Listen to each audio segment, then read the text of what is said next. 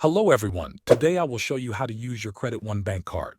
When you receive your Credit One bank card in the mail, the first thing you need to do is activate it. Look for the sticker on the front of the card. It shows a phone number you can call to activate your card. Follow the automated instructions and enter the required details like your card number and personal information. You can also activate the card online by signing into your Credit One bank account or by using the Credit One mobile app. After that, you will be asked to enter the credit card number and the last four digits of your SSN. After activation, your card will be ready to use. You can use your card at stores, restaurants, gas stations, and online websites. To pay in person, swipe or insert the card into the payment terminal. Some stores may ask for a PIN or signature.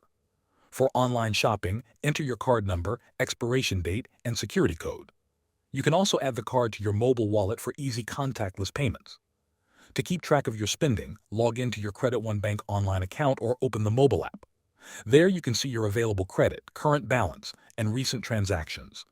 This helps you avoid spending more than your credit limit and keeps your account secure.